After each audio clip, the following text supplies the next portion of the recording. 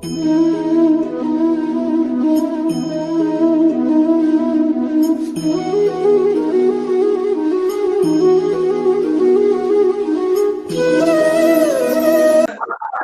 भारत परिवाराच्या mission smile अंतर्गत बोलक्या कट्ट्यावरती मी आपणा सर्वांचं मनपूर्वक स्वागत करतो. आजच्या या आपल्या बोलक्या कट्ट्यावरती मुलाखत देण्यासाठी आलेले आहेत सौ कल्पनाताई वसगडेकर. कल्पनाताईंची मी थोडीशी ओळख करून देतो.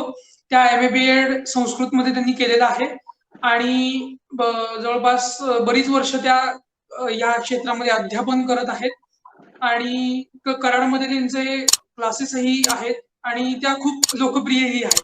तर कल्पनाताई, तुमचंही खूप खूप हार्दिक मनपूर्वक स्वागत या कार्यक्रमामध्ये.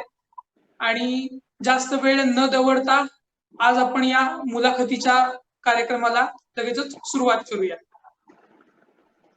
तर कल्पनाताई, माझा पहिला प्रश्न आहे तुम्हाला की तुम्ही संस्कृतकडे कशा काय वळलात? कारण की आता जरी संस्कृतचा तेवढा प्रचार प्रसार जसा होताना दिसतो तसं त्या काळी फार काही होत नव्हता आणि तरी सुद्धा म्हणजे हा विषय खूप कमी जण निवडायचे. तर तुम्ही कशा काय वळलात? आम्हाला जाणून घ्यायला आवडेल. संस्कृत विषय हा निवडण्यापाठीमागं हेतू पुरस्सर असा कोणता उद्देश प्रवेश केल्यानंतर विद्यार्थ्यांच्या आवडीनुसार त्यांना विषय निवडण्याचं स्वातंत्र्य होतं. हा ऐच्छिक विषय होता. 5वी ते 7वी हिंदी विषय शिकल्यानंतर नवीन भाषा शिकायला मिळेल यासाठी संस्कृत विषयाची निवड केली. 8वी ते 10वी पर्यंत या विषयामध्ये उत्तम गुण मिळत गेले, त्यामुळे तो आवडीचा विषय होता. जसं सर्व विद्यार्थ्यांना वाटतं तसं मलाही वाटत होतं आणि 11वीला सुद्धा मी हा विषय ठेवण्याचा निर्णय घेतला. 12वी मध्येही त्याच्यामध्ये चांगले गुण मिळाले. खरी परीक्षा होती ती FY नंतर. FY ची परीक्षा झाली आणि ग्रॅज्युएशनसाठी एक विषय स्पेशलाइज ठेवण्यासाठी कोणता विषय निवडावा यासाठी जेव्हा मी विचार करू लागले त्यावेळेला माझा आवडता विषय अर्थशास्त्र होता. परंतु अर्थशास्त्र पदव्युत्तर शिक्षणापर्यंत जात असताना MA च्या फर्स्ट इयर नंतर माझं लग्न झालं आणि त्याच्यानंतर एकत्र कुटुंब, 2 मुले आणि बाकीच्या सगळ्या सांसारिक जबाबदाऱ्या सांभाळताना असं वाटलं की संस्कृतशी संबंध दुरावतो की काय. परंतु घरातल्यांची साथ, माझे माहेरचे आणि माझ्या सासरचे दोन्हीकडच्यांनी मला खूप मदत केली आणि मी त्याच्यामध्ये पण लग्नानंतर 8 वर्षानंतर BEd कंप्लीट केलं आणि लगेचच त्याच वर्षी ज्या वर्षी BEdचा रिझल्ट लागला त्याच वर्षी आपल्या कराडच्या शिक्षण मंडळ कराड या संस्थेच्या एका मुलाखतीच्या माध्यमातून मला आली. मला खूप आनंद वाटतो की माझी मुलाखत ही प्रभुणे सरांनी घेतली आणि त्यांच्या अतिशय लाडा अध्यापनाची खरी सुरुवात झाली असं म्हणता येईल. असा एक गुण हा माझा आजपर्यंतचा संस्कृत विषयातला प्रवास. या बरोबर मी काही शाळांमध्ये, काही कॉलेजेसमध्ये, काही प्रायव्हेट ट्युशन्स मध्ये, त्याचबरोबर काहींच्या घरी जाऊन सुद्धा मी ट्युशन्स घेतल्या. काही काळ मी काम केलं आणि त्याच्यानंतर विद्यार्थी, पालक आणि सर्वांच्या कृपाशीर्वादाने आज स्वतःचा छोटासा क्लास चालवत आहे. आतापर्यंतचा जो आपला संस्कृतचा जो प्रवास झाला त्या प्रवासातील एखादा अविस्मरणीय क्षण सांगू शकाल?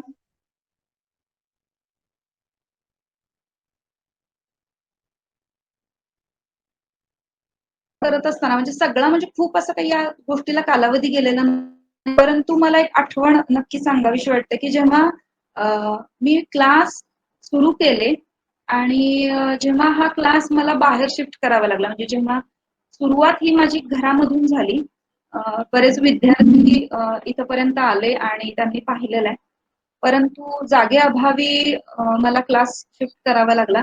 त्यावेळेला जेव्हा आपण एखादी नवीन गोष्ट सुरुवात करतो त्यावेळेला मोठ्यांचे आशीर्वाद तर असतात, परंतु इतकं सहकार्य मला लाभलेलं आणि मी जो नवीन बाहेर पडून पहिल्यांदा जो क्लासरूम घेतला आणि तिथे सुरुवात केली त्यासाठी मला सर्वज्ञची खूप मोठी मदत झाली आणि बाकीचे सर्व पालक, विद्यार्थी यांचेही खूप सहकार्य मला लाभलं. त्यांच्या सहकार्याशिवाय मी हे पाऊल उचलणं केवळ अशक्य होतं. अविस्मरणीय क्षणांमध्ये एखादा असा नाही येणार, कारण प्रत्येक विद्यार्थी हा वेगळा, नवीन आणि तो त्याच्या त्याच्या काय म्हणता येईल, त्याच्या त्याच्या अस्तित्वाने तो मला परिपूर्ण करत राहत असतो. विद्यार्थिनींच्या बाबतीत म्हणायला गेलं तर विद्यार्थिनींना त्यांच्या आयांकडून येणारे काही विशेष हे असतात, की माझी मुलगी हे खात नाही, माझी मुलगी ते खात नाही, मॅडम तुम्ही जरा सांगा. मग तुम्ही सांगितले की ती मुलं ऐकतात, किंवा पालकांच्या सुद्धा, विद्यार्थी पालकांच्या मध्ये सुद्धा होतं, की चला मॅडमच्या घरी बसलाय ना, मग निवांत आहे, मग तो कुठेही जाणार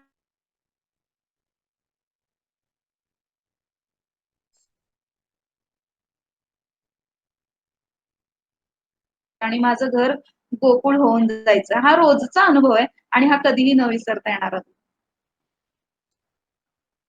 वा वा. आजच्या या 21व्या शतकात म्हणजे खरं तर हे विज्ञानाचं युग आहे आणि अशा विज्ञानाच्या युगात सुद्धा संस्कृतला एक खूप मोठं स्थान प्राप्त झालेलं आहे. तर त्याबद्दल आपलं काय म्हणजे आपल्याला काय वाटतं? 21व्या शतकामध्ये तर संस्कृतचं महत्व आहे, अनन्यसाधारण आहे, उज्ज्वल असं त्याला स्थान आहे. सगळ्यांना माहिती आहेच, पण तत्पूर्वी आपण थोडीशी त्याची पार्श्वभूमी बघूया, की या अगोदर काय होतं. म्हणजे 21व्या शतकामध्ये संस्कृतचं स्थान जाणून घेण्याच्या पाठीमागे आपल्याला ही उत्सुकता का लागते, तर लक्षात या गोष्टी घेतल्या पाहिजेत, की आपण भारत आणि भारताचा पारतंत्र्याचा काळ, भारताच्या स्वातंत्र्यानंतरचा कालावधी आणि आत्ताच 21वं शतक, असे जर एकूण जर बघायला गेलो कालखंड, तर याच्यामध्ये संस्कृतला तर खूप प्राचीन अशी परंपरा आहे. जसं जॅपनीज भाषा जपानची, फ्रेंच भाषा फ्रान्सची, अशी त्या त्या देशांची एक विशिष्ट ओळख असते त्यांच्या भाषेवरून, तशी भारताची ओळख ही संस्कृत भाषेवरून आहे. आणि जर जगाच्या चष्म्यातून भारताकडे बघायला लागलो आपण, तर भारताची प्रतिमा ही आजही उज्ज्वल आहेच, त्याबद्दल काही वाद नाहीये. परंतु एक ज्ञानाचा स्रोत म्हणून भारताकडे बघण्याचा दृष्टिकोन लोकांचा आहे. मग हा ज्ञानाचा स्रोत आहे, तर मग हे ज्ञान भांडार आहे तरी कोणत्या भाषेत? तर हे ज्ञान भांडार संस्कृत भाषेत आहे आणि त्यामुळे अनेक परकीय लोकांचा भारताकडे येण्याचा, इथे येऊन शिकण्याचा कल अधिक होता, हे आपल्याला माहितीच आहे. सोने की चिडिया वगैरे होता आपला देश, इथे प्रत्येक बाबतीत समृद्धता होती, संपन्नता होती, हे सगळ्यांना माहितीच आहे. परंतु इतक्या मोठ्या समृद्धतेनंतर, संपन्नतेनंतर आपल्या इथल्या लोकांना पिपासा होती, ती फक्त ज्ञान पिपासा होती आणि त्यामुळे लोक ज्ञान आणि वेद वाङ्मय यांच्या अध्ययनाकडे अधिक कल होता. परकीय लोक सुद्धा आपल्याकडे येऊन, इथे येऊन संस्कृत शिक्षण घेत असत आणि ज्ञानसंपन्न होत असत. तक्षशिला, नालंदा ही सर्वज्ञात आणि प्रसिद्ध अशी उदाहरणं आहेतच.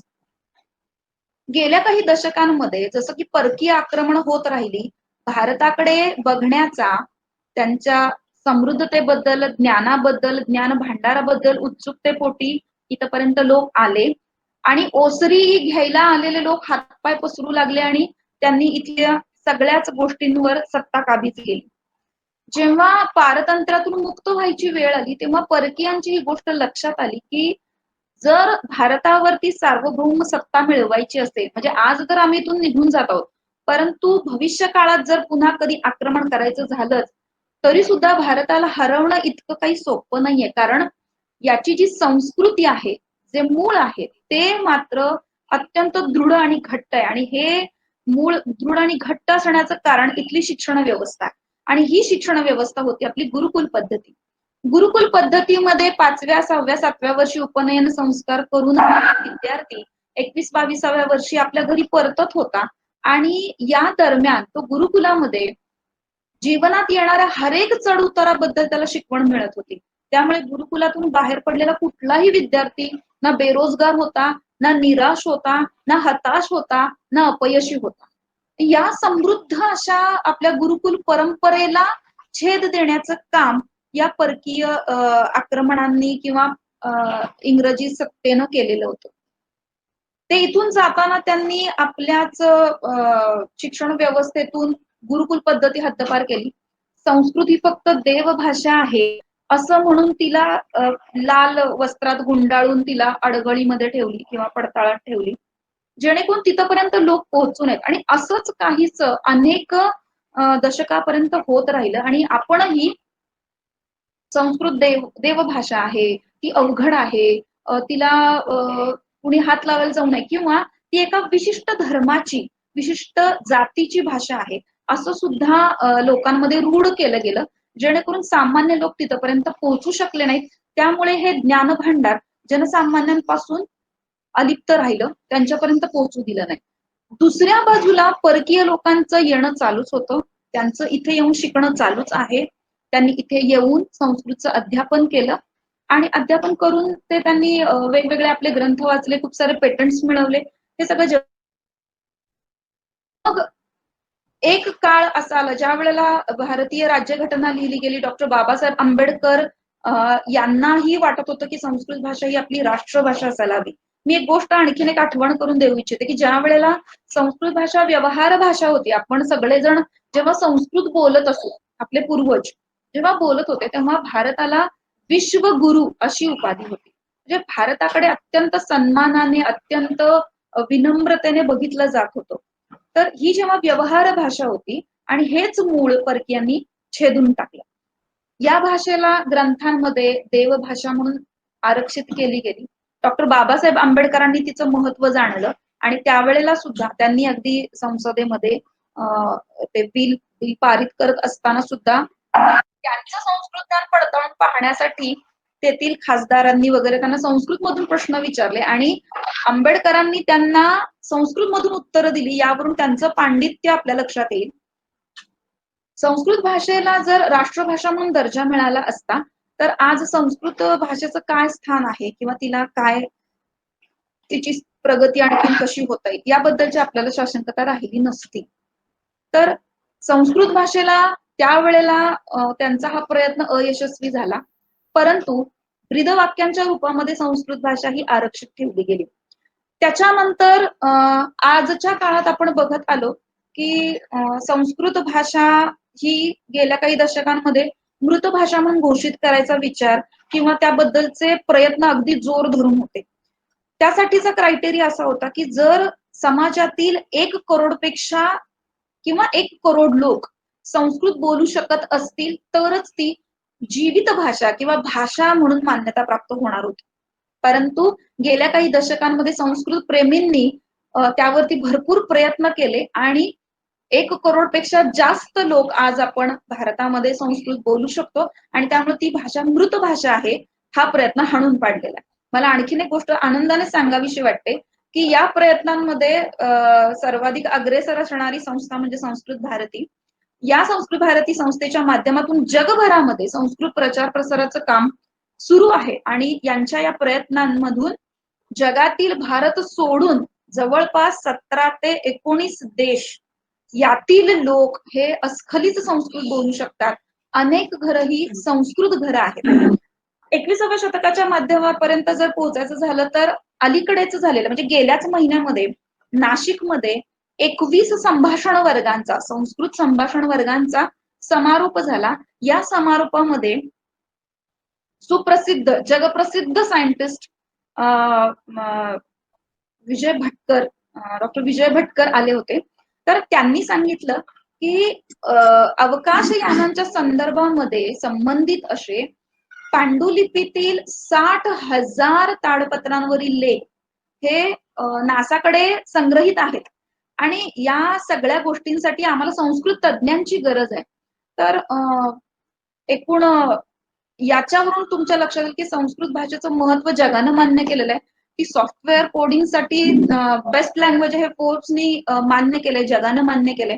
त्याचबरोबर भारतामध्ये ती आज तृतीय, म्हणजे महाराष्ट्राचा जर विचार करायला गेला तर ती तृतीय भाषा म्हणून आज आपल्या अभ्यासक्रमात आहे. परंतु इंग्लंड, जर्मनी असेल, जपान असेल, अमेरिका असेल, या सगळ्या देशांमध्ये तो अनिवार्य विषय म्हणून शिकवला जातो आणि तिथले युट्यूब वरती आपण खूप सारे व्हिडिओज बघतो की एवढी छोटी छोटीशी मुलं, अगदी केजी मधील मुलं असतील, ते अगदी अहम वर्गम प्रविशानी वा वगैरे असे म्हणतात, सुप्रभातम महोदया वगैरे म्हणतात. त्याचबरोबर भगवद्गीतांचं श्लोक पठण तिथं होत असतं, मंत्रोच्चार होत असतात, संस्कृत प्रार्थना तिथं खूप सुंदर त्यांच्या त्या ऍक्सेंट मध्ये ऐकताना सुद्धा खूप गंमत वाटते.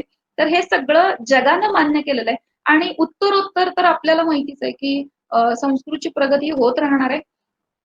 आता काही दिवसांपूर्वी एक व्हिडिओ व्हॉट्सअपवरती व्हायरल होत होता की सुरीनाम म्हणून एक देश आहे, त्या देशाच्या राष्ट्राध्यक्षांनी वेदांवरती हात ठेवून त्यांच्या पदाची शपथ घेतली. त्याचबरोबर आपल्याकडे सुद्धा मंत्रिमंडळामध्ये अलीकडे जेव्हा शपथविधी झाले तेव्हा त्यातील सुद्धा काही मंत्र्यांनी संस्कृतमध्ये शपथविधी केलेला आहे.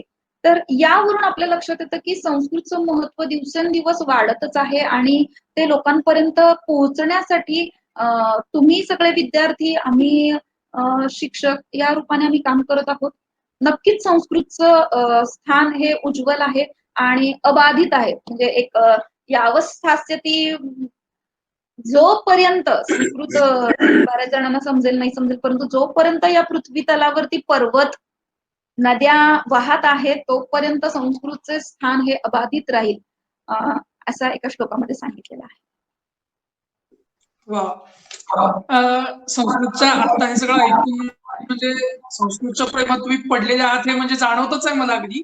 पण संस्कृतमध्ये तुम्हाला एक विशेष प्रेमात पडणार किंवा अगदी अत्यंत आवडणार असं एखादं काव्य किंवा ग्रंथ जसं की मेघदूत आहे वगैरे इतर, याबद्दल मला जरा ऐकायला आवडेल तुमच्याकडून.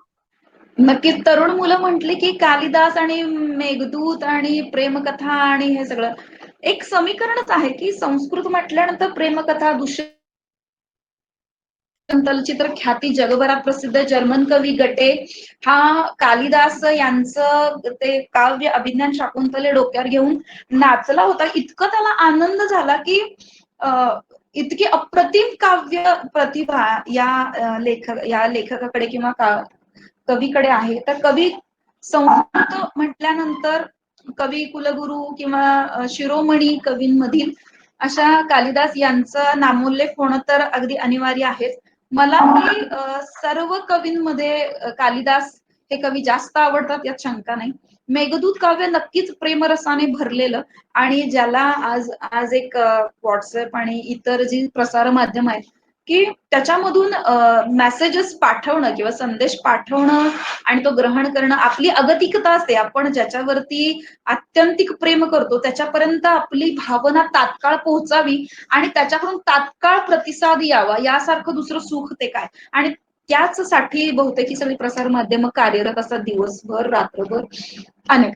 तर संस्कृत म्हटल्यानंतर अशा प्रेमकथा प्रेमकाव्यांचा तर उल्लेख होतो आणि त्या पिरियडमध्ये ना मग महाविद्यालयात असताना मेघदूत आवडत होतं. थोडं मोठं होत गेल्यानंतर आणखीन थोडं, आणि आता शिकतायत वाचतायत त्यांना तर याबद्दलची माहिती आहेच. पण ज्यांना संस्कृत म्हणजे काय तर फक्त प्रेमकथा किंवा हे नाहीये, तर मी आणखीन काही कवींबद्दल थोडस बोलेन. मला आवडतात त्यात काही शंकाच नाहीये, परंतु कालिदास यांच्या मेघदूताबद्दल थोडस बोलेत आणि नंतर पुढे जाऊयात. तर मेघदूत यामध्ये दोन विरही नायक नायिका यांच्यामधील प्रेमसंदेश पाठवणे अगदी छोटासाच कथानक आहे की एक यक्ष त्याच्या पत्नीपासून विरह अवस्थेत 8 महिने राहिल्यानंतर आषाढच्या पहिल्या दिवशी मान्सून सीझन म्हटल्यानंतर सगळ्या प्रेमीजनांसाठी तो अगदी आवडता सीझन आहे आणि या वेळेला त्यालाही आपल्या पत्नीची खूप आठवण येते. आणि आता आपण तो रामटेक पर्वतावरती असतो आणि त्याची पत्नी अलका नगरी पर्यंत. बऱ्याच जणांनी मेघदूत वाचलेले किंवा त्या संदर्भात अनेक व्याख्यान ऐकलेत म्हणून मी त्याच्या अति खोलात नाही जात आहे. तर या रामटेक पर्वतापासून अलका नगरी म्हणजे आजचं अगदी तुम्ही गंगोत्री किंवा कैलास मानसरोवरच्या आसपासचा परिसर गृहीत धरा, इथपर्यंतचा संदेश पाठवण्याचा प्रवास करणार तरी कोण आणि हा संदेश पाठवायचा कसा. म्हणून म्हणतात ना की लोक प्रेमात बुद्धीने सुद्धा होतात. यक्षाच्या हे लक्षात नाही आलं की हा जो मेघ आहे, हा जो ढग आहे, तो काही बोलणारा नाहीये किंवा हा काही संदेश नेऊ शकत नाही, परंतु त्याला बघून आत्यंतिक प्रेमभावनानं विव्हळ झालेल्या यक्षाने माझ्या पत्नीपर्यंत अमुक अमुक संदेश पोहोचव अशा पद्धतीनं त्याला सांगितलं. तो संदेश होता काय की 8 महिने गेलेत, आता 4च महिने राहिलेत. त्याला एक शाप दिलेला असतो कुबेराने, की 1 वर्षापर्यंत तुला आपल्या पत्नीचा विरह सहन करावा लागेल आणि त्यातील 8 महिने गेले, 4 महिन्यात मी नक्कीच तुला भेटायला आणि तोपर्यंत तू माझी वाट पहा आणि आपण लवकरच भेटू, एवढा संदेश पाठवण्यासाठी तो 120 श्लोकांचं खंडकाव्य कालिदासाने लिहिलेलं आहे. उपमा कालिदासाची ही उक्ती तर प्रसिद्ध आहेच, म्हणजे कालिदास वारंवार तू जसं म्हणालास हिमांशू की मी त्याच्या प्रेमात आहे, तर अजूनही आहे आणि आजन्म राहीन. तर हा प्रवास एका कालिदास प्रेमीने हेलिकॉप्टरच्या माध्यमातून केला. तर कालिदासाने लिहून ठेवलेली ठिकाणं ती अवकाशातून जात असताना, म्हणजे मेघ हा आकाशातून प्रवास करणार आहे आणि खाली तो त्याला अमुक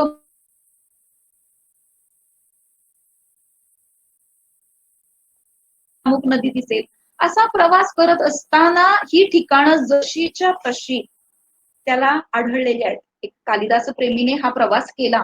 यावरून आपल्याला कालिदासाच्या काव्य प्रतिभेचं कौतुक करावं असं वाटतं किंवा त्याची काव्य प्रतिभा किती अचाट आहे हे लक्षात येतं.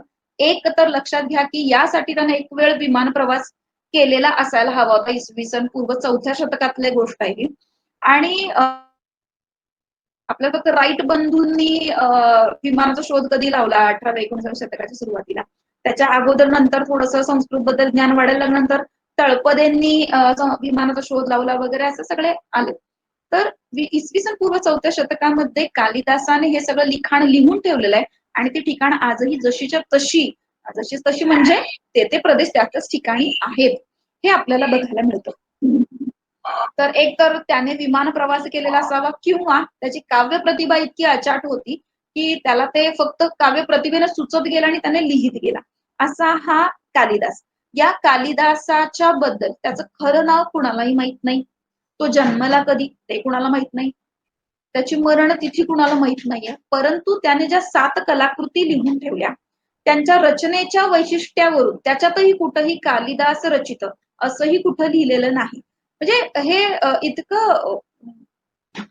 इतकं अचाट आणि अवाक करणार आहे त्यांच्या रचनेच्या वैशिष्ट्यावरून किंवा साधर्म्यावरून हे कालिदासाने लिहिलेलं असावं असे संस्कृत प्रेमी मानतात. मग अशा या जगत विख्यात कवीचं स्मरण करण्यासाठी आषाढस्य प्रथम दिवसे हा मेघदूतातीलच एका श्लोकाचा जो भाग आहे, श्लोकाची जी सुरुवात आहे, त्याच्यावरून कालिदास दिन साजरा केला जातो. आणखीन एका कवीबद्दल मला सांगावंसं वाटतं की भारवी. जसं उपमा अलंकारासाठी कालिदास जगप्रसिद्ध आहेत, अर्थगौरव यासाठी भारवी हे भारवे अर्थ गौरवम अशी उक्ती त्यांच्याबद्दल सुद्धा प्रसिद्ध आहे. किरातार्जुनीयम हे त्यांचे एकमेव जे महाकाव्य आहे, त्याच्यामध्ये त्यांनी किरात रूपामध्ये आलेले भगवान शंकर आणि अर्जुन यांच्यामधील युद्धाचं वर्णन या महाकाव्यात केलेलं आहे. आता ही जी कथा आहे ती महाभारतावर आधारित अशी कथा आहे. वनपर्वामध्ये जेव्हा हे 13 वर्षाचा वनवास भोगत होते, त्यावेळेला द्रौपदीने या 5ही पांडवांना उद्युक्त केलं की तुम्हाला काय केलं पाहिजे, युद्ध केलं पाहिजे. तुम्ही तुमचा अपमान विसरता कसं काय? आणि यासाठी तिथे द्रोणाचार्य येतात आणि ते सांगतात की सॉरी त्यांचे गुरु तिथे येतात आणि ते सांगतात की अर्जुनाने तपश्चर्या करून इंद्राकडून अस्त्र मिळवली पाहिजे, जी त्याला त्या युद्धामध्ये उपयोगी पडतील. आणि इंद्र की तपश्चर्याला बसला असताना त्याची परीक्षा पाहण्यासाठी म्हणून भगवान शंकर हे किराताचं म्हणजे भिल्लाचं रूप धारण करतात आणि तिथे त्या दोघांमध्ये युद्ध झालेलं दाखवलंय. आणि त्याच्यानंतर या युद्धात पराभूत झाल्यानंतर भगवान शंकर प्रसन्न करतात, असं हे कथानक आहे. तर जसं एका बाजूला आपण कालिदासाच्या प्रेमरसानं दुष्यंत शकुंतलेचं वर्णन पाहतो, आणखीन विक्रमोर्वशीयम पाहतो, ऋतुसंहारमध्ये शिव पार्वती यांचा शृंगार पाहतो, तर दुसऱ्या बाजूला अशा पद्धतीने युद्धाची वर्णन सुद्धा संस्कृत काव्यांमध्ये महाकाव्यांमध्ये आपल्याला बघायला मिळतात. आणखीन एका कवीबद्दल मला सांगावंसं वाटतं की अलीकडच्या ज्या बदललेल्या अभ्यासक्रमामध्ये या काही नाटककारांचे नाटक माहीत पडायला लागले. तर त्यापैकी एक आहेत भास नावाचे नाटककार. नाटक चक्राचा रचयिता त्यांना म्हटलं जातं की तमिळनाडूमध्ये 1910 सालामध्ये एका गुफेमध्ये नाटकांच्या काही प्रती सापडल्या आणि त्यांच्या रचनेच्या वैशिष्ट्यावरून त्या भासानं लिहिलेल्या असाव्यात अशा पद्धतीने पुरातत्व विभागाने त्याची नोंद केली. तर भास या नाटकाराचं का वैशिष्ट्य मला जाणवतं किंवा मला का आवडतं, तर रामायण महाभारत या कथांवर आधारित त्यांनी स्वतःची कल्पनाशक्ती प्रतिभाशक्ती वापरून काही नाटकं लिहिलेली आहेत. तर मला सांगावंसं वाटतं की रामायण या महाकाव्यामध्ये आपल्याला माहिती आहे की कैकेयी ही अत्यंत दुष्ट प्रवृत्तीची बाई म्हणून आजही कुणीही आपल्या मुलींची नावं कैकेयी ठेवलेलं ऐकिवात नाही. इतकी तिला वाईट प्रतिमा तिच्या भोवती आहे. पण भासाने तिची प्रतिमा उज्ज्वल करण्यासाठी तर ती वेळ का आली की तिला राम नको होता का? तिला खरोखरच भरताला गादीवर बसवण्याची इतकी लालसा झाली का? तर ती प्रतिमा तिची उजळ करण्यासाठी प्रतिमा नावाचं नाटक भासाने लिहिलंय. आणि त्याच्यामध्ये एक छोटासा प्रसंग सांगते, कारण मला खूप बोलायला लागतं आणि मग विषयांतर होतो. तर त्याच्यामध्ये प्रतिमा या नाटकामध्ये कैकेयीने ही अट का घातली, तर याच्या अगोदर भास अशी कथा रंगवतो की जेव्हा दशरथ आणि कैकेयी यांचा विवाह झाला होता आणि देवदानव युद्धामध्ये दशरथाने दानवांच्या विरोधात देवांची मदत करत असताना तो अत्यंत घायाळ झाला आणि त्यावेळेला त्याचं सारथ्य ही कैकेयी करत होती आणि दशरथाचे प्राण तिने वाचवले आणि त्यावेळेला दशरथाने तिला 2 वर माग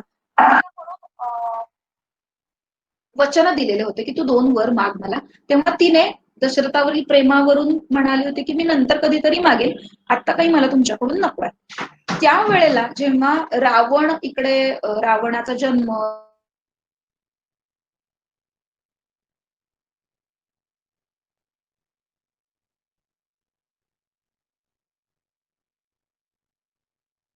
की आता पृथ्वीला या त्रासापासून वाचवण्यासाठी भगवान विष्णूंनी अवतार ग्रहण करणं.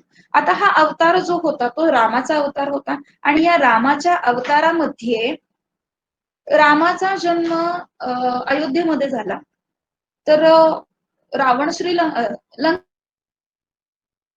समोरासमोर तर आणलं पाहिजे, यांच्या दोघांची भेट झाली पाहिजे, त्यांच्यामध्ये काहीतरी वैर निर्माण झालं पाहिजे आणि मग त्यांच्यामध्ये युद्ध होऊन मग रावणाचा वध वगैरे त्या गोष्टी होणार होत्या. मग अशा वेळेला ही सगळे देवांनी मिळून ठरवलेली गोष्ट होती की जेव्हा वरदान मागण्याची वेळ आली तेव्हा सरस्वती तिच्या कैकेयीच्या जिभेवर जाऊन बसली आणि लोककल्याणाच्या हितासाठी तिने रामाला 14 दिवस म्हणत असताना, म्हणजे आतून तिला म्हणायचं होतं की त्याला 14 दिवस वनात पाठवा, कारण कैकेयीचा जीवश्च कंठशाली प्राणप्रिय असा भरतापेक्षाही प्रिय असा मुलगा होता. अशा या रामाला ती 14 वर्ष का पाठवेल, म्हणून तिची इच्छा होती की 14 दिवस, परंतु या 14 दिवसात काही सगळं घडणं शक्य नव्हतं आणि म्हणून त्याच वेळेला तिने 14 वर्ष अतिशय दुःखानं व्याकुळ झाल्यामुळे ती 14 वर्ष असं बोलून गेली आणि त्यामुळे रामाला वनवासात जावं लागलं. तिथे सीतेचं अपहरण झालं. अपहरणामधून नंतर मग रावण युद्ध वगैरे झालं. तर अशी ही याच्यामध्ये भरत आजोळी होता, तो परत आल्यानंतर तो कैकेयीला अनेक दूषणं देतो की तू अशी कशी आई असू शकतेस. यामधून आपल्याला एका बाजूला श्रीरामांसारखा आदर्श मुलगा असावा हे सुद्धा वाटतं आणि दुसऱ्या बाजूला भरत हा आपल्या आईच्या चुकीच्या गोष्टींवर तिला दूषणं देणारा सुद्धा मुलगा असतो किंवा असायला हवा, या पद्धतीची समाज रचना आपल्याला तिथं दिसून येते. तर असा हा भास याच्या नाटकामधून कैकेयीची प्रतिमा उजळ करण्याचा त्याने छोटासा एक प्रयत्न केलेला आहे. दुसरं एक त्याचं नाटक आहे कर्णभार म्हणून, ते 10वीच्या आता पुस्तकामध्ये आहे. तर कर्ण हा एकूणच जन्मतः त्याच्या जीवनाच्या अंतापर्यंत हा व्यथांनी किंवा अत्यंत दयनीय अवस्थेमध्ये त्याच्या, म्हणजे तो अत्यंत शूरवीर होता, दानवीर होता, या सगळ्या गोष्टी होत्याच, परंतु जन्मतःच कुंतीने म्हणजे विवाहापूर्वी झालेला मुलगा म्हणून त्याचा जन्मल्याबरोबर त्याग केला. एका सूत म्हणजे सारथ्याने त्याचं संगोपन केलं. त्याची आई तिचं नाव राधा म्हणून त्याचं नाव राधेय. हा सूतपुत्र आहे, क्षत्रिय नाही म्हणून त्याला वेदविद्या ग्रहण करण्यास, अस्त्रशस्त्र विद्या ग्रहण करण्यास द्रोणाचार्यांनी नकार दिला. असा हा परशुरामांकडे जाऊन कसा बसा विद्या शिकला परंतु तिथे त्यांच्या लक्षात आलं की त्याच्या मांडीला विंचू वगैरे चावला, जेव्हा परशुराम त्यांच्या मांडीवरती आराम करत होते आणि विंचू चावून सुद्धा तो टसकी मस हल्ला नाही आणि तो रुधिर म्हणजे रक्त कर्णाचं वाहत वाहत परशुरामांच्या अंगाखाली गेल्यानंतर त्यांना जाग आली आणि त्यांनी बघितलं की इतकी सहनशक्ती फक्त आणि फक्त क्षत्रिय कुळातच असणार आहे आणि तू माझ्याशी खोटं बोललास की तू क्षत्रिय नाहीयेस आणि क्षत्रियांचं माझं वैर असून सुद्धा तू माझ्याकडून जी विद्या ग्रहण केलीस ती तुला श्राप मी असा देतो की तुला ज्या वेळेला त्याची अत्यंत गरज असेल त्याच वेळेला तुला तिचा विसर पडेल. असं सगळं करत करत त्याला दुर्दैवानं अनितीचा साथ द्यावा लागला, दुर्योधनाची त्याला मदत करावी लागली. जेव्हा अत्यंतिक क्रोधाने भरलेला हा कर्ण की आज जन्म त्याने हीच व्यथा सहन केली की मी एक सूतपुत्र आहे, मी क्षत्रिय नाहीये आणि अमुक तमुक या सगळ्या अपमानास्पद जीवन जगत असताना आणि दुसऱ्या बाजूला अर्जुनापेक्षाही सर्वश्रेष्ठ धनुर्धर असून सुद्धा कर्णाला मात्र दुय्यम स्थान मिळत राहत होतं. ही सगळी चीड मनात असताना आता त्याचा बदला घेण्याची वेळ जेव्हा येऊन ठेपली महाभारताच्या युद्धाच्या वेळेला, द्रोणाचार्यांच्या वधानंतर सेनापती पदाची धुरा जेव्हा कर्णावरती आली त्यावेळेला कर्णाला कुंती येऊन सांगते की तू माझाच मुलगा आहेस आणि अर्जुन तुझा धाकटा भाऊ आहे आणि तू त्याला कसा मारणार. हे सगळं त्याचं मानसिक द्वंद्व कर्णभार याच्यामध्ये मांडण्याचा प्रयत्न भासाने केलेला आहे. त्यावेळेला त्याला माहित होतं की आपल्या अंगावर असणारी जन्मजात कवच कुंडल जी आहेत ती जर आपण दिली तर आपलं मरण हे निश्चित आहे आणि हे सगळं माहित असून सुद्धा याचक रूपाने आलेल्या इंद्राला त्याने आपली कवच कुंडल सुद्धा दिली आणि असा हा त्याच्या शोकात्मकाने त्याचं पूर्ण जीवन भरलेलं आहे आणि याच्यावरती प्रकाश टाकण्याचं काम भास यांनी केलेलं आहे, जे आपल्याला महाभारतामध्ये खूप कमी आढळून येतं. तर त्यामुळे मला जसे कालिदास हे सर्वांना आवडतात, मला आवडतात त्यात विशेष नाही, परंतु भारवी एक खूप अत्यंत चांगले लेखक कवी आहेत, माघ एक उत्तम कवी आहेत, त्याचबरोबर भास यांची नाटकं सुद्धा मला अत्यंत आनंदित करतात, मला वाचावीशी वाटतात आणि त्यांच्यामध्ये तुम्हालाही आनंद घेण्यासारखा आहे. तर नक्की याच्यामध्ये तुम्ही वाचन करा आणि आनंद घ्या. वा मॅडम, तुमच्यामुळे आज बऱ्याच जणांना नवीन नवीन हे ज्ञान मिळालेलं आहे संस्कृत भाषेतलं. तर मी आता पुढच्या प्रश्नाकडे वळतो की जसं त्या काळामध्ये गुरुकुल ही शिक्षण पद्धती होती की मगाशी तुमच्या बोलण्यातनं ऐकलं सुद्धा की ती एक योग्य पद्धती होती बद्दल. तर मला आता असं विचारायचंय की आपली आता सध्या जी शिक्षण पद्धती आहे ती संस्कृत विषयासाठी पूरक आहे का? म्हणजे त्याबद्दल आपलं काय मत आहे? कारण की काय होतं आजच्या शिक्षण पद्धतीच्या विषयाकडे मुलं फक्त म्हणजे असं पैकीच्या पैकी गुण मिळवून देणारा विषय अशाच नजरेनं काही विद्यार्थी बघतात. म्हणून मी हा प्रश्न विचारतोय. तर त्याबद्दल आम्हाला जरा थोडंसं सांगा. नक्कीच. संस्कृत विषय म्हटल्यानंतर त्यामध्ये पैकीच्या पैकी गुण मिळणार हाच अट्टाहास सगळ्यांचाच असतो. संस्कृत विषयामध्ये पैकीच्या पैकी गुण का मिळतात? कारण तो मुळातच ती अत्यंत साधी, सरळ, सोपी आणि गोड अशी भाषा आहे. त्याच्यामध्ये अवघड काहीच नसतं. तर त्याच्यात पैकीच्या पैकी गुण मिळतात यात विशेष काही नाहीये. तर पण हा दृष्टिकोन असू नये. मी जसं सांगते तुम्हाला की आपला जो अभ्यासक्रम पूर्वीचा तर त्याच्यामध्ये फक्त ट्रान्सलेशन होतं, भाषांतर होतं, छान छान गोष्टी असायच्या. त्याचं मराठीत म्हणजे मला वाटतं हिमांशू त्याच्यामधला होता की तुम्हाला छान छान धडे असायचे, त्याची प्रश्नोत्तरे मराठीत लिहायची असायची आणि म्हणून या भाषेमध्ये पैकीच्या पैकी गुण मिळत होते. संस्कृत फक्त भाषांतर करणे आणि मराठी प्रश्नांची उत्तरं लिहिणे इथपर्यंत सीमित होता. आता मात्र इयत्ता 8वी पासूनचा जो बदललेला अभ्यासक्रम आहे याच्यामध्ये 8वीची मुलं संस्कृतमध्ये बोलायला सुरुवात करतात. म्हणजे पहिल्या सेमिस्टर पर्यंत या मुलांना संस्कृत बोलायचं कसं याच्याबद्दलचे काही पाठ आहेत. पहिल्या सेमिस्टर पर्यंत त्यांना एकही धडा नाही. ही किती आनंदाची गोष्ट आहे बघा. दुसरी गोष्ट की त्यांच्यामध्ये शून्य पाठांतर आहे. म्हणजे किती असं वाटतं की चला पाठीमागे जाऊया, पुन्हा एकदा 8वीला बसूया, पुन्हा एकदा संस्कृत शिकूयात. तर तुम्ही दुर्दैवानं त्या प्रकारात अडकलेला होता की संस्कृत म्हणजे पाठांतर म्हणजे किंबहुना संस्कृतची शिक्षिका म्हटल्यानंतर किंवा तुमचा संस्कृत विषय म्हटल्यानंतर माणसांच्या भोया अशा धनुराकृती होतात की अरे संस्कृत कसं काय आणि इतकं अवघड असून तुम्ही कसं काय करता. तर अशी एक लोकांची मानसिकताच आहे की संस्कृत म्हणजे अवघड असतं आणि त्याचं खूप पाठांतर करावं लागतं. ते सगळे आता काढून टाकलेलं आहे आणि खूप छान पद्धतीने मुलांना संस्कृत बोलायला शिकवलं जातंय आणि ती 10वी पर्यंत येईपर्यंत छान तयार होतात. पण दुर्दैवानं काय होतंय की आपली मीडियम लँग्वेज जी आहे म्हणजे माध्यम भाषा जी आहे, की ज्या भाषेतून आपण शिकवायला हवं, ती भाषा मराठी पडते. आणि शिकवतायत संस्कृत. म्हणजे ते असं झालंय, की इंग्रजीचा तास सुरू आणि मराठीतून बोलायचं चाललंय. म्हणजे हे जसं कानाला बरं वाटत नाही. त्यामुळेच आपले विद्यार्थी म्हणजे मी सुद्धा त्यामध्ये येते, की आपण अगदी 1ली पासून ग्रॅज्युएशन पर्यंत जरी इंग्रजी शिकत असलो, तरी मला 5 वाक्य इंग्रजीमध्ये बोला, असं म्हटलं की तप व्हायला होतं. मग संस्कृत तर आपल्याबरोबर 3च वर्ष असतं. मग त्याच्यामध्ये संस्कृत काय बोलता येणार? त्याचबरोबर एम-ए अगदी पदव्युत्तर शिक्षण घेतलेल्यांना सुद्धा ती गोष्ट जमत नाही. कारण हे होतं की त्याच्या काव्य, ग्रंथ आणि व्याकरणावरती अधिक भर दिला जात होता, ज्याच्यामध्ये क्लिष्ट झालं होतं. आता मात्र अत्यंत हसत-खेळत क्रीडा माध्यमातून संस्कृत मुलांपर्यंत पोहोचवलं जातंय. तर या सगळ्या ह्याच्यामधून बदललेल्या अभ्यासक्रमामुळे संस्कृत आता जनमानसात पोहोचतीये. मुलं तर घरामध्ये सुद्धा अगदी छोट्या-छोट्या वाक्यांमधून जलम ददातु, अहम वर्गम प्रविशानि वा, ह्या सगळ्या गोष्टी आता वर्गांमधून होतात, घरांमधून होतात. अ, भोजनम देही किंवा अशा पद्धतीने छोट्या-छोट्या गोष्टी होत राहतात. मुलं करतायत. आता शिक्षण पद्धतीबद्दल थोडंसं बोलूया, की शिक्षण पद्धतीमध्ये आता जो काही आकृतिबंध बदलला.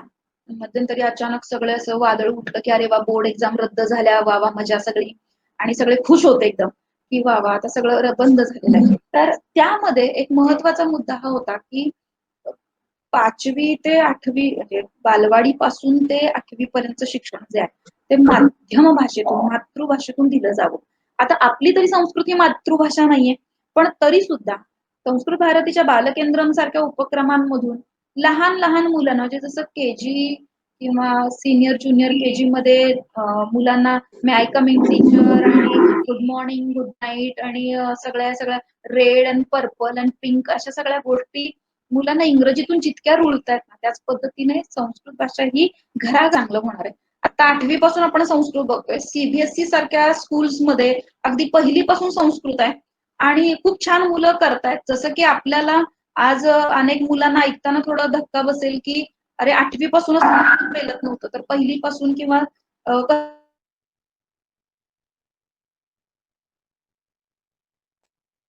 मुलांना इतकं नाही अवघड जाणार आहे, पण त्या मुलांना पेलतं. मुळातच लहान मुलांची ग्रास्पिंग पॉवर खूप चांगली असते आणि या कालावधीमध्ये जर त्यांना संस्कृत सारख्या विषयाचं ज्ञान दिलं गेलं तर उत्तरोत्तर ना मग 8वी पर्यंत येईपर्यंत जिथे मुले अलीकडे आपलं करिअर डिसाईड करतायत त्या ठिकाणी येईपर्यंत त्यांना जे काही आपण मगासपासून एक छोटासा म्हणजे त्या समुद्रातल्या किनाऱ्यावरील वाळूचा एक कण ऐकला त्या अथांग सागराबद्दल त्यांना माहिती मिळेल. ती मुलं पुढे संशोधक होतील. आणखीन काही क्षेत्रांमध्ये त्यांच्या प्रगती करतील आणि जे काही ज्ञान भांडार आहे सगळ्यांसाठी उघडं होईल, अशी आशा आहे. त्यामुळे अलीकडची बदललेली शिक्षण पद्धती, बदललेला अभ्यासक्रम हा नक्कीच आम्हा संस्कृत शिक्षकांसाठी अत्यंत उपयुक्त आणि आनंदाचा विषय आहे. तुम्ही आता जसं म्हणालातच त्यावरूनच मी पुढच्या प्रश्नाकडे येतोय, की संस्कृतचं संभाषण व्हायला पाहिजे होतं. ते जे कमी होत होतं, आता शिक्षण पद्धतीत नवीन चालू केलंय. तर मला ज्याप्रमाणे आठवतंय, तर त्यासाठी तुम्ही मोफत संभाषण वर्ग चालवला होता. तर त्याच्याबद्दल मला थोडंसं ऐकायला आवडेल. हो, नक्कीच.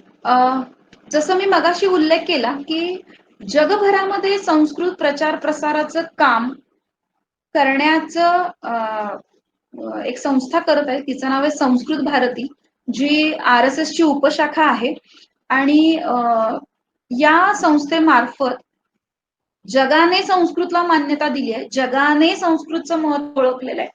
तर याची खरी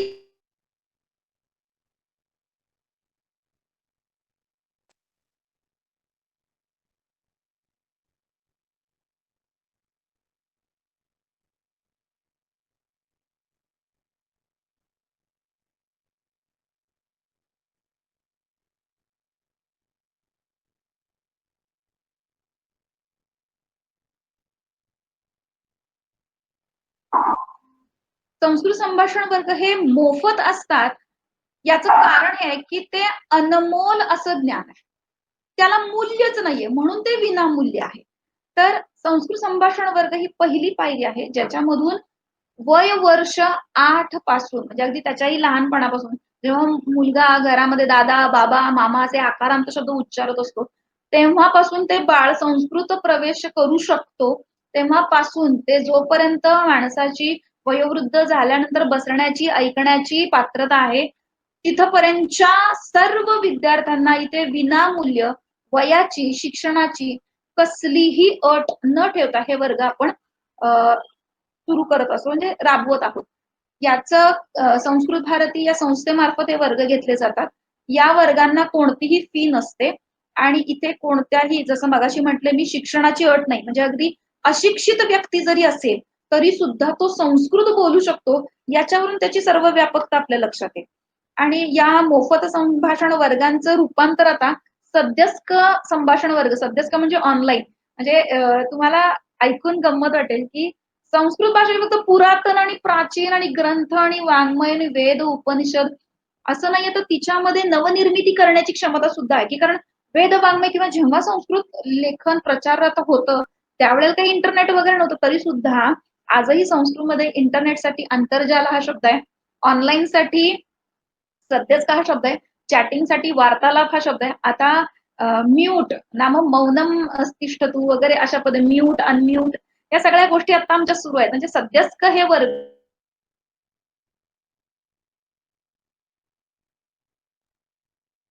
प्रांत जर लक्षात घेतला तर याच्यामध्ये 11 संभाषण वर्ग होणार आहेत आणि याच्यामध्ये खूप सारे व्हॉलंटियर्स आहेत आणि खूप चांगलं काम करत आहेत.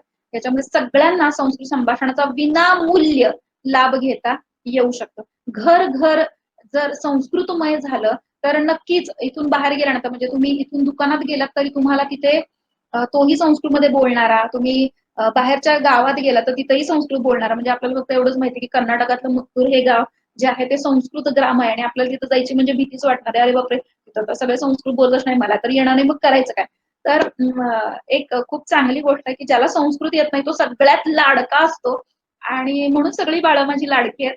आणि ज्यांना संस्कृत येत नाही त्यांना संस्कृतमय करणं हे मला फार आवडतं आणि सगळ्यांच्यासाठी हा वर्ग आहे. याच्या व्यतिरिक्तही काही उपक्रमांची माहिती मी तुम्हाला देते की असं होऊ शकतं की आपल्या घरामध्ये, मला वाटतं श्री आमच्या बरोबर होत्या यामध्ये, की संभाषण वर्ग झाल्यानंतर की अशी एक वेळ असते की अरे संस्कृत तर मला खूप आवडतं, मला संस्कृत बोलायचं आहे, मला वाचायचं आहे, स्तोत्र पठण वगैरे मी घरात बसून करते, पण महाविद्यालयात किंवा शालेय जीवनामध्ये माझं संस्कृत कधीच नव्हतं, पण आता मला शिकता आलं तर यासाठी पत्राद्वारा संस्कृत सारखा उपक्रम आहे.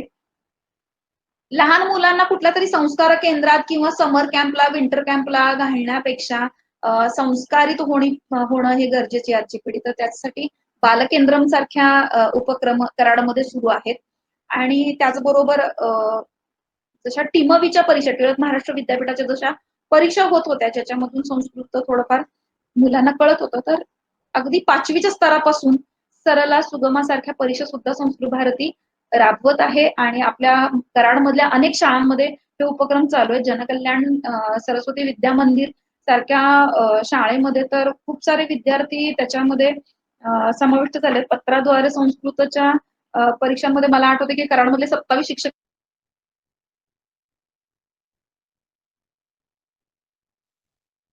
शिकू शकते. सगळ्यात पहिली पायरी संस्कृत संभाषण वर्ग आहे, तर कधीही स्वागत आहे. वा. मी इथं सगळ्यांना दाखवू इच्छितो की संस्कृत भारतीतर्फे पत्रद्वारा संस्कृत म्हणून एक असं पुस्तक दिलं जातं आणि त्यातून पत्राद्वारे आपण संस्कृत शिकवू शकतो. मॅडम मुळेच ही माहिती मला कळाली होती. मी पुढच्या प्रश्नाकडे येतो की आजच्या या घडीला म्हणजे कुठलंही क्षेत्र म्हणा तुम्ही, स्पर्धा ही कायम वाढतच जाते. म्हणजे त्याचबरोबर म्हणजे पूर्वीपासून, म्हणजे अगदी पूर्वी फार जात नाही मी, पण अगदी 10-20 वर्षांपासून संस्कृत क्षेत्रामध्ये स्पर्धा ही आता वाढत. संस्कृत या विषयाच्या बाबत स्पर्धा आहे हे मान्यच करायला पाहिजे. संस्कृत विषयाकडे इयत्ता 10वी नंतर वळणारे खूप कमी विद्यार्थी असतात कारण होतंय काय की 8वी ते 10वी पर्यंत त्यांच्या मनामध्ये व्याकरणाविषयी भीती असते. 11वी 12वी मध्ये जात असताना पहिल्यांदा संस्कृत सोडून द्यावं असा एक मुलांचा समज होतो. परंतु जे चुकीचं आहे, जे आपण आता बघतोय की आज गरज आहे की भारताचं स्थान टिकवून ठेवाल, आपली ओळख आहे संस्कृत आणि ही ओळख जर गमवायची नसेल तर आपल्याला संस्कृत विषयामध्ये अधिकाधिक अभ्यास करणं गरजेचं आहे.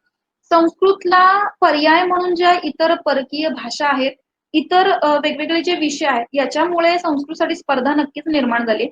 परंतु ज्यांना या सगळ्या गोष्टी पहिल्यापासून माहीत आहेत किंवा जे संभाषण वर्ग, ठीक आहे, आपण 8वी ते 10वी मध्ये या सगळ्या गोष्टींना जर आपण थोडं क्लिष्ट मानत असू, परंतु संस्कृत भारतीच्या उपक्रमांच्या माध्यमातून तुम्ही पुन्हा एकदा संस्कृतच्या संपर्कात जर आलात, तर तुमच्या लक्षात येईल की आपण खूप चांगल्या पद्धतीने संस्कृतचं आपण आपल्या आपल्या क्षेत्रात राहून सुद्धा संस्कृतचा अभ्यास करू शकतो आणि त्याच्यामध्ये आपण आपला हलकासा कार्यभार उचलू शकतो.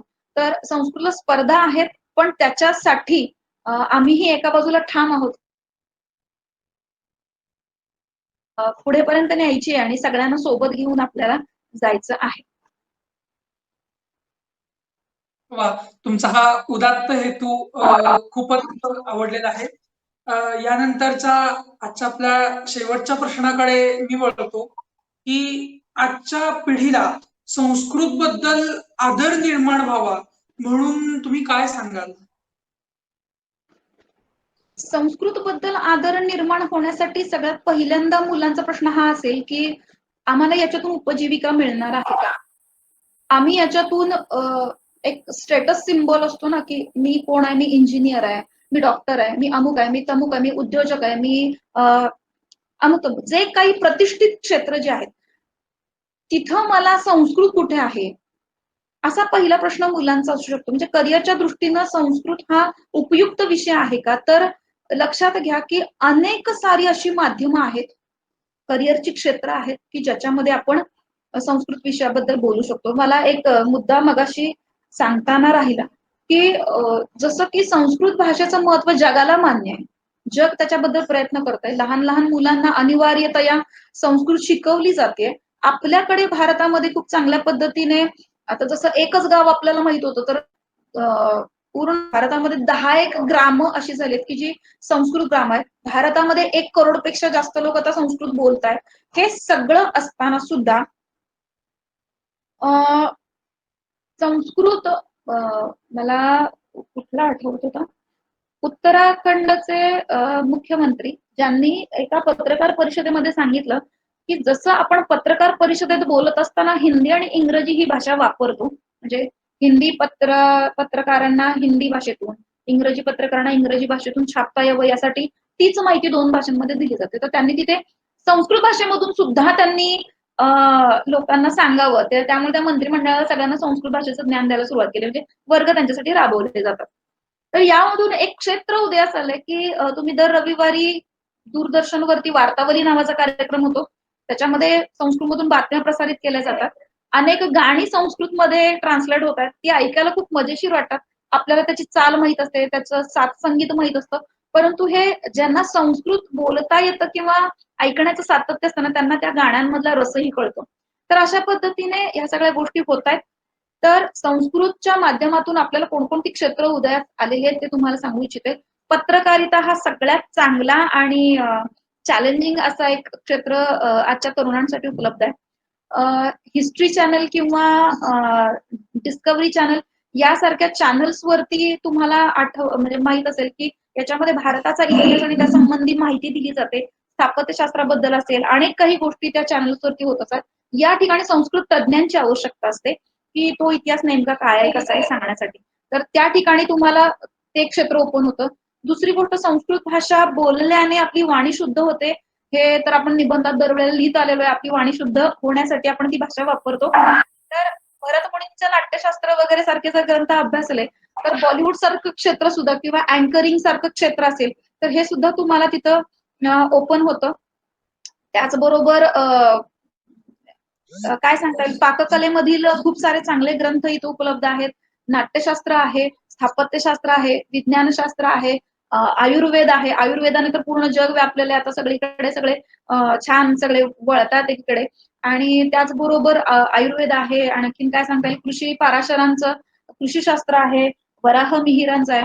अनेक गोष्टी आहेत. फक्त आतमध्ये येण्याचा अवकाश आहे आणि खूप सारी दालनं तुमच्यासाठी ओपन आहे. संस्कृत उपजीविकेचं साधन नक्कीच होऊ शकतं, पण त्याचा वापर कुठे आणि कसा करायचा आहे हे त्याच माणसाला माहिती. उदाहरणार्थ तुम्ही जर वाणिज्य क्षेत्रात कौटिल्याचं अर्थशास्त्र कसं वापरू शकाल, तुम्ही जर शेती करत असाल तर कृषी पाराशरांचं कसं शास्त्र वापराल, जर तुम्ही पौरोहित्य करत असाल तर ज्योतिषशास्त्र कसं वापरू शकाल, अशा अनेक गोष्टी आहेत. जर तुम्ही अँकर असाल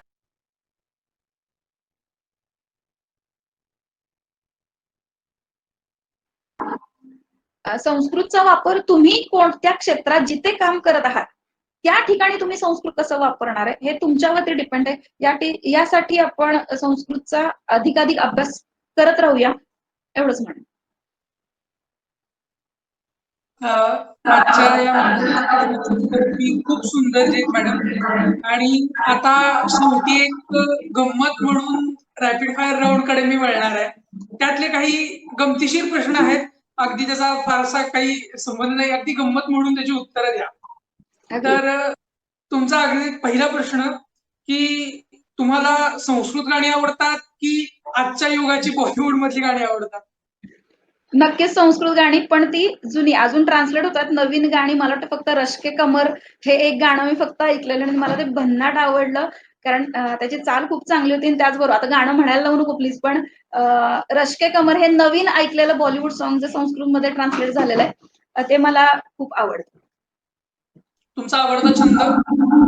वाचन, मग शिकवणे. सकाळी लवकर बर सकाळी लवकर उठून तुम्हाला अभ्यास करायला किंवा काम करायला आवडतं का रात्री जागून करायला आवडतं?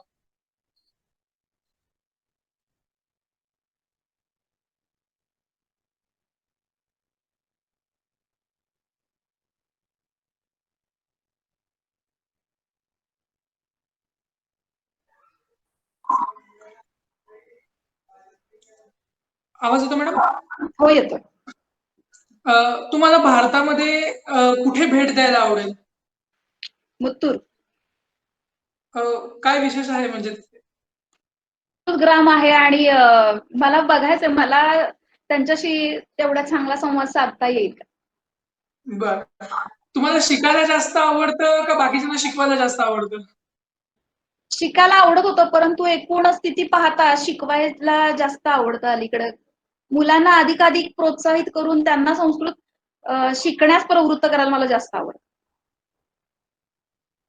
मगाशी थोडस मी तुमच्या उत्तरातला भाग ऐकला म्हणून हा प्रश्न विचारतो की तुम्हाला संस्कृत जास्त आवडतं का अर्थशास्त्र आवडतं? आत्ता संस्कृत.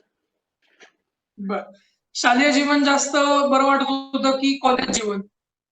कॉलेज जीवन जास्त, कारण त्यावेळेला कालिदास भेटला होता. अरे वा वा. मग त्या कालिदासातलं मेघदूत आवडतं की शाकुंतल?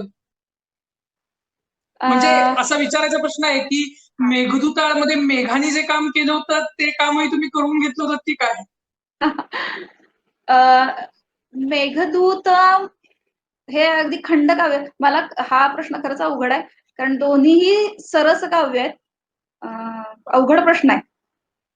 त्यातल्या त्यात जगत मान्यता मिळाली अभिज्ञान शाकुंतलला, म्हणून मी मेघदूत सिलेक्ट करेन.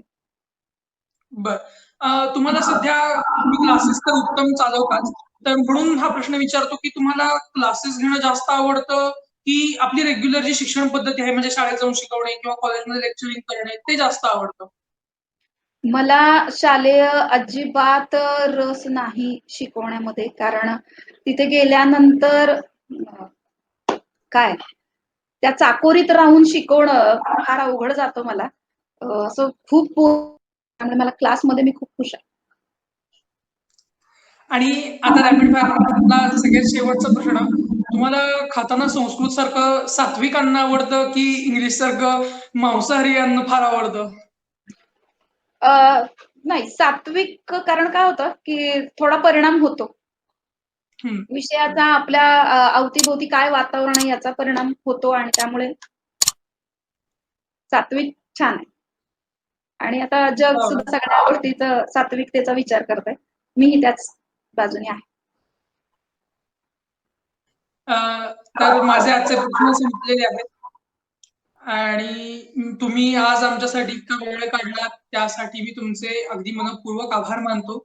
आणि आजच्या या मुलाखतीतून संस्कृतची महती किंवा संस्कृत बद्दल एक थोडीफार माहीत नसलेली माहिती असं पण काही म्हणता येईल मला, ती माहिती आज बऱ्याच जणांपर्यंत या माध्यमातून पोहोचेल याची मला निश्चितच खात्री आहे.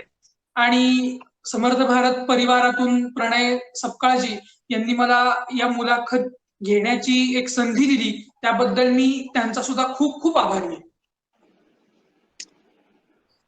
धन्यवाद. आणि मलाही समर्थ भारत परिवाराला खूप खूप शुभेच्छा द्यायच्या. या परिवाराच्या माध्यमातून मला माझे सगळे जुने विद्यार्थी भेटतात जे इतके उपक्रमशील आहेत आणि समाजाचंही देणं लागतं. म्हणजे मनुष्य जन्मानंतर त्याला 3 ऋण फेडावे लागतात, त्यापैकी एक समाज ऋण आहे आणि ते तुम्ही उत्तमरित्या फेडत आहात. तुमच्या या उपक्रमाला माझ्या खूप खूप खूप शुभेच्छा. धन्यवाद.